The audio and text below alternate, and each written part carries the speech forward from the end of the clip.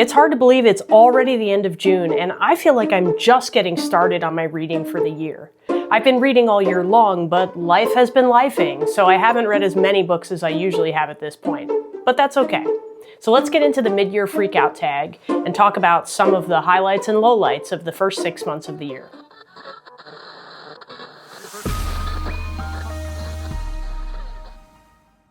If you're new here, welcome. I'm Amanda, and this is Spineless Books, your one-stop spoiler-free shop for all things audiobook.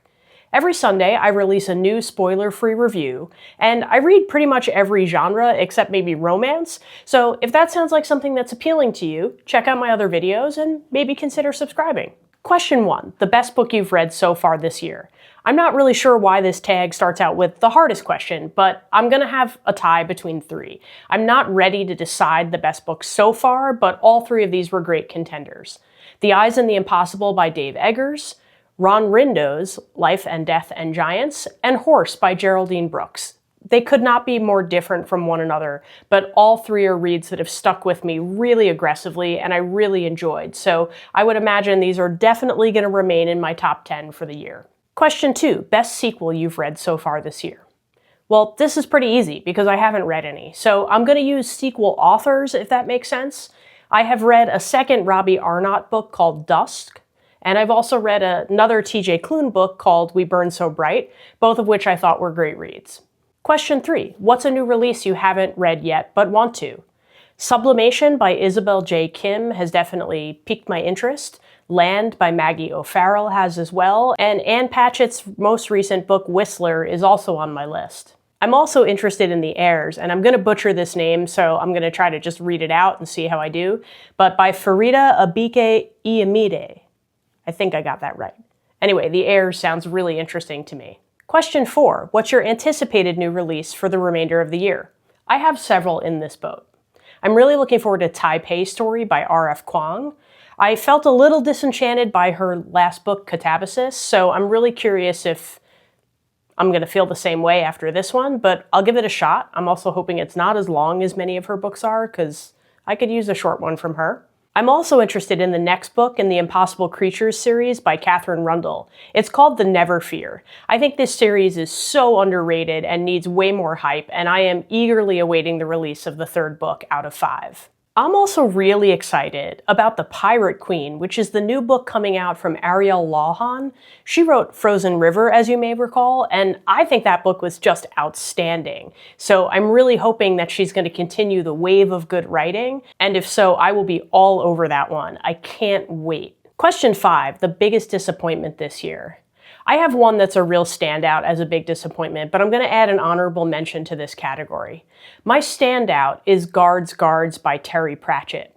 I've heard such wonderful things about this book, and I've heard so many people rave about it, and I don't know why, but I just could not get into this story. I found myself really checked out and really disinterested. Now, it might have been the style of the narration, which reminded me a little bit of like a 1970s or 80s slideshow that you'd see in school. It just sounded distant and really like poorly produced, but it also might have just been me at the time. It might be something I reattempt one day, but I was really bummed because I was so looking forward to it and it just fell completely flat for me. My honorable mention is My Grandmother Asked Me to Tell You She's Starry by Frederick Bachman, mostly because it just didn't land for me, and I really want to love everything that Frederick Bachman writes. So when I don't, I'm bummed. Question 6, the biggest surprise this year. I'm going to have to go with Buffalo Hunter by Stephen Graham Jones. I'm not a horror fan. I actually went into this book ignorantly, knowing nothing about it and having no idea that it was a horror story, and slowly realizing what I was listening to. And here's the thing, I just couldn't put it down. I was completely engrossed in it. The voice, the narration, the writing, everything about it grabbed me. Now, in the end, it was not a 5-star read, but it was really close, and I just had no idea. So that one was a really big surprise in a good way. Question 7, favorite new author or new to you? I'm going to go with Geraldine Brooks on this one. I really loved Horse. I thought it was absolutely outstanding, and I would love to read more of her novels. I'd also love to read more of Ron Rindo's novels, but Life and Death and Giants is the only one he's written, so that makes it a little challenging. But I'll be patient.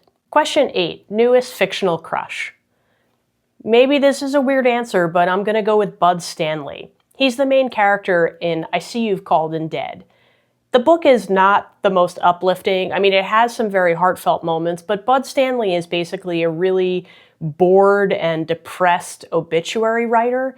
But there was just something about him that I found really endearing, and I loved his perspective, and I felt like I related to him more than I expected to.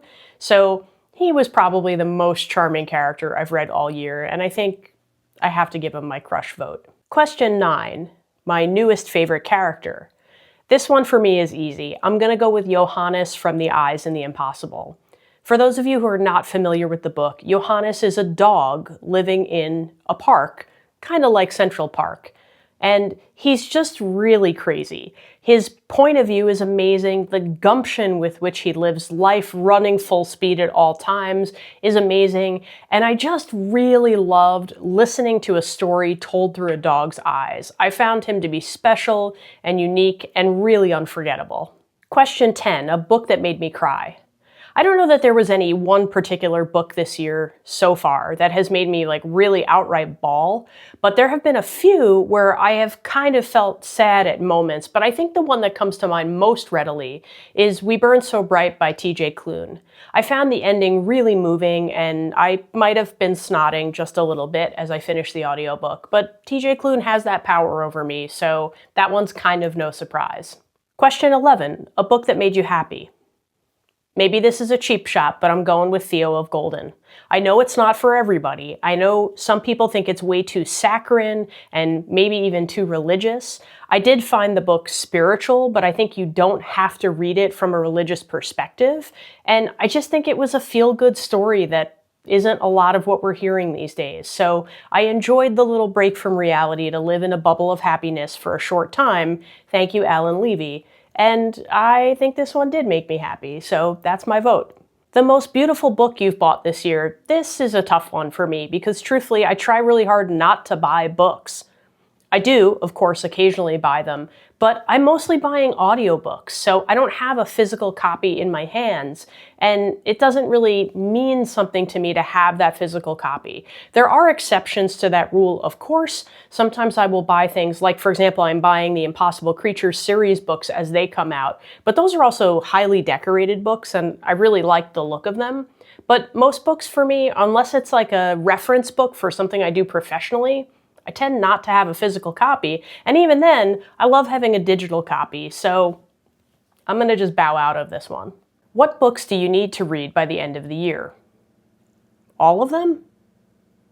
I really have to say it's kind of hard for me to guess at this point. My TBR is not even something I look at anymore. I tend to be dictated by book club readings and things that just pop up. I was recently selected to be part of Libro FM's Influencer Advanced Listener Copy Program, the ALC program. So what that translates to is every month at the beginning of the month, I will get a selection of books and I can choose from those and use them for reviews. So for example, this month, I entered mid-month, and one of the books that was there was the new release, The Children by Melissa Albert. That review will be forthcoming as I just recently finished that, and I'm really excited to talk about it. But I kind of don't know what's going to pop up at the beginning of every month, so what do I have to read before the end of the year? I have no idea. I think I'm going to change my TBR to a TBD. Have any of the books that I've mentioned today resonated with you? Are there any that you think I should pick up that I haven't talked about? I'm so excited about all the reading I've been doing. One of the weird benefits of reading a little bit less than I normally do is that I've been reading a higher quality selection of books. So most of my books so far have been 4s or 4.5s and 5s, and that's really incredible. I'm enjoying this reading year a ton. And you know what? If my number isn't as high as it typically is, who cares? I'm reading for pleasure, right? This is not a job. So let me know what you think, and if there's anything that I've missed that you think would be a great addition to the second half of the year, or if there's anything that I mentioned that you feel similarly about or even completely differently about, because that's always okay here. But remember, you might love what I hate and hate what I love, so make your own opinion, but thanks for listening to mine. And if you stuck around this far and you haven't subscribed, please do so. It really helps the channel. See you next time.